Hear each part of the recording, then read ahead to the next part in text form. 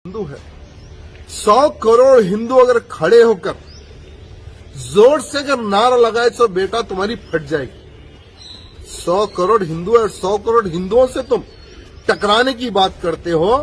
मैं एक तौकीर रजा को कहना चाहूंगा कि अगर भारत में रहना हो बेटा तो हिंदुओं से डर के रहना होगा। तौकीर रजा खान साहब के बयान को तोड़ मड़ोड़ के बताया गया, क्योंकि देखिए ये बीजेपी के चड्डी वालों के पास और खास करके इतने यानी एक एमएलए पोजीशन पे बैठने वाले लोगों के पास भी कोई काम नहीं होता। बकरीद के आगे ये गौरक्षक बन जाते हैं और इलेक्शन के आगे इस तरह के भड़काऊ भाषण देने वाले हो जाते। तुझसे कहता हूं कि तू अपने हिंदुस्तान के अंदर जितनी शाखाएं हैं हर शाखा से 50-50 ज्यादा भी नहीं 50 लाख है ना तुम्हारे पास, तो हिंदुस्तान के हर स्टेट से 50-50 सैनिक बुला, उनका सदर तू बन और मैं अपने तरफ। अस्सलाम वालेकुम रहमतुल्लाहि व बरकातहू। दोस्तों मैं फहद मखसूसी।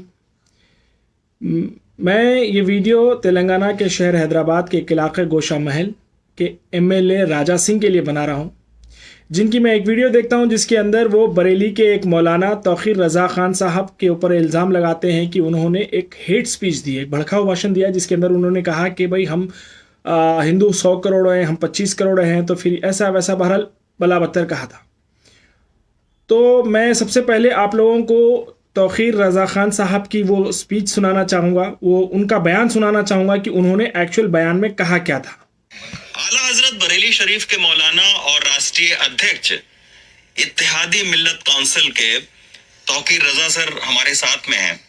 तौकीर सर, आपका बयान आया कि जिस दिन ये नौजवान बेकाबू हो गया और कानून अपने हाथ में लेने को मजबूर हो गया, उन्हें हिंदुस्तान में कहीं पनाह नहीं मिलेगी, हिंदुस्तान का नक्शा बदल जाएगा, हम तो पैदाइशी लड़ाके हैं। एक धर्मगुरु और एक इतने प्रतिष्ठित हजरत बरेली शरीफ से जुड़े हुए शख्स का ये कहना आपको नहीं लगता है कि हेट स्पीच के दायरे में है? नहीं, हेट स्पीच के दायरे में मैं ये कहता हूँ कि इसको आधा काट के दिखाया गया है। अच्छा, आधा काट के, और आधा सच झूठ से ज्यादा खतरनाक होता है। तो क्या सच है, जरा एक बार इसका पूरा संदर्भ बताइए कि ये हमारे नौजवान हमने कंट्रोल में करके रखे हुए हैं, हम लड़ना नहीं चाहते, और आपकी अगर हमारे खून से प्यास बुझती है तो हम तैयार हैं मरने के लिए। कोरोना पीरियड चल रहा है, हम 20 लाख एक बार में नहीं दे सकते। 20,000 करके मैंने इस्लामी इंटर कॉलेज की फील्ड में 20,000 नौजवान सर पे कफन बांध के बुलाए और मैंने ऐलान किया कि आइए। एक हफ्ता पहले ऐलान किया था कि 20,000 नौजवान कत्ल होने के लिए आएंगे, आपका हाथ नहीं पकड़ेंगे, आप चाहे अपनी पुलिस से हमें मरवा दो या अपने आतंकवादियों से हमें मरवा दो, हम मरने को तैयार हैं। अपने देश की एकता और अखंडता के लिए, अपने देश में शांति बहाल रखने के लिए हमारे नौजवान अपना खून देने को तैयार है। और अगर लड़ने का ही शौक है तो लड़ाई हमारे खून में है, हम लड़ने को तैयार हैं, लेकिन हम तुमसे नहीं लड़ना चाहते। हमारे साथ अगर लड़ना है तो हमारे साथ चलो चीन के बॉर्डर पर। ये काट दिया। अच्छा, हमारे साथ चलो चीन के बॉर्डर पर। भारतीय जनता पार्टी ने तुम्हें कैलाश मानसरोवर आजाद करके नहीं दिया। हमारे अंदर इतनी हिम्मत भी है और ताकत भी है कि हम चीन से मुकाबला करके कैलाश मानसरोवर फतेह करके हम अपने हिंदू भाइयों को तोहफे में देने को तैयार हैं। हम देश का नक्शा बदलने की शक्ति रखते हैं। हमारे साथ चलो पाकिस्तान के बॉर्डर पर, हम पाकिस्तान को फतेह करके हिंदुस्तान में शामिल करने की शक्ति रखते हैं। ये है मेरा पूरा बयान। ये काफ़ी है आप लोगों को समझाने के लिए कि किस तरह से तौकीर रजा खान साहब के बयान को तोड़ मड़ोड़ के बताया गया, क्योंकि देखिए ये बीजेपी के चड्डी वालों के पास और ख़ास करके इतने यानी एक एमएलए पोजीशन पे बैठने वाले लोगों के पास भी कोई काम नहीं होता। बकरीद के आगे ये गौरक्षक बन जाते हैं और इलेक्शन के आगे इस तरह के भड़काऊ भाषण देने वाले हो जाते हैं कि भाई लोगों के एक तो दिमागों में कुछ ना कुछ ऐसा भड़काऊ बातें डालें मुसलमानों के खिलाफ, फिर उसके बाद जो है ना मुसलमानों से डरा के वोट हासिल करने की कोशिश करें, क्योंकि काम करने के लिए इन बीजेपी वालों के पास कुछ है तो नहीं। तो बहरहाल मैं उस एमएलए से कहना चाहूँगा कि भाई तू वर्ल्ड रैंकिंग इंडेक्स के अंदर वुमेन सेफ्टी के बारे में बात कर कि हमारा हिंदुस्तान पिछले 7 सालों में तुम्हारी सरकार आने के बाद कहां से कहां पहुंचा है, क्राइम रेट कहां से कहां पहुंचा है, जीडीपी का क्या हाल हुआ है, हमारी करेंसी का क्या हाल हुआ है, एम्प्लॉयमेंट में हम कितने ऊपर गए हैं, हेल्थ केयर के ऊपर बात कर। चल हिंदुस्तान लेवल पे तो तू बात नहीं कर सकता मेरे भाई, तो तेलंगाना पे भी अगर नहीं बात कर सकता तो कम से कम अपनी ओन कॉन्स्टिट्यूएंसी में जहां पे तू दूसरी बार एमएलए बना है वहां पे कितने इंप्रूवमेंट हुए, कितने डेवलपमेंट के काम हुए हैं, हेल्थ केयर के कितने वहां पे जो है ना फैसिलिटीज को तैयार किया गया, वहां के सेवरेज सिस्टम्स कितने बेहतर हुए हैं, वहां के इंफ्रास्ट्रक्चर को कितना बेहतर किया है, वहां पे बच्चों के एजुकेशन के लिए स्कूल कितने नए खुलवाए हैं, वहां के बच्चों के जो बेरोजगार बच्चे हैं उनको एम्प्लॉयमेंट दिलाने के लिए कितने जो है ना तूने जॉब मेलाज लगवाए, इसके ऊपर बोल भाई। ये इस तरीके के झूठे सच्चे बयान दे के हिंदुस्तान के अंदर जो है ना पहले ही हालात बुरे भी तो तुम लोग ही बनाए हैं, उसको और बदतर बनाने की कोशिश जो करते हो ना, ये इंशाल्लाह जो है ना आने वाले इलेक्शंस में पता चल जाएगा 2024 के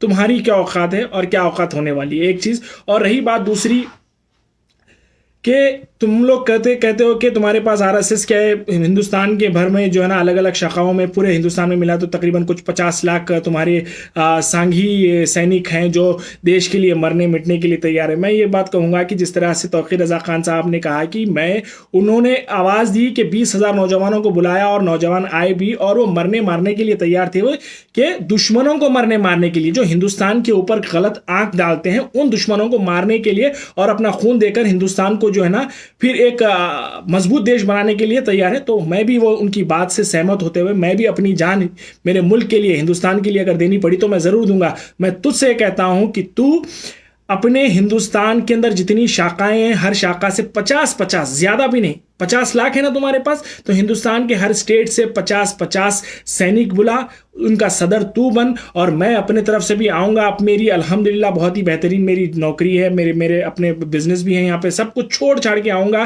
तेरे साथ शामिल हो जाऊंगा। फिर उसके बाद हम सब मिलके जाएंगे, चीन के बॉर्डर पे जाएंगे, पाकिस्तान के बॉर्डर पे जाएंगे, दुश्मनों को मारेंगे। बोल क्या बोलता है भाई? अगर ये मंजूर है तो फिर मुझे जवाब देना, नहीं भी अगर मंजूर नहीं है तो आइंदा बार इस तरह के भड़काऊ भाषण मत दे भाई। अगर हिंदुस्तान को एक तरक्की याफ्ता मुल्क बनाना है, चलो हिंदुस्तान की बात अगर नहीं भी करें तो अपनी कॉन्स्टिट्यूंसी को अगर ऊपर लेके आना है तो पहले अपनी कॉन्स्टिट्यूंसी के ऊपर फोकस कर, उनके अनएम्प्लॉयड लोगों के ऊपर फोकस कर, उनके ऊपर कितने बीमार लोग हैं, कितने बेरोजगार लोग हैं, पैंडेमिक की वजह से कितने सारे लोग परेशान हुए होंगे, खुद गोशा महल कॉन्स्टिट्यूंसी में कितने लोगों तक अपनी मदद पहुंचाने में कामयाब हुआ, वो कोशिश कर कि भाई ज्यादा से ज्यादा लोगों तक अपने एमएलए होने का फायदा पहुंचाने की कोशिश कर। इस तरह के भड़काऊ बयानों से हमारा देश और टूटेगा।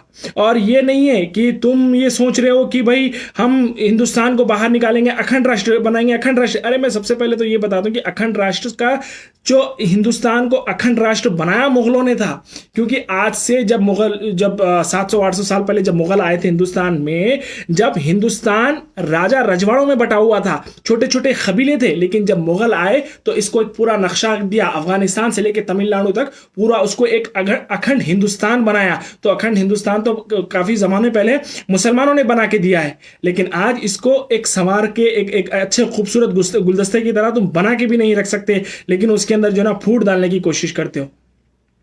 चलिए, thank you very much. Hope Tauqeer Raza Khan साहब का जो बयान था आप लोगों के सामने आया है साफ तौर पे, क्योंकि मुझे भी एक सेकंड के लिए शक हो गया था कि भाई ऐसी क्या बात कर दी, लेकिन जब मैं जाके देखा तो सच्चाई कुछ और निकली, हमेशा की तरह।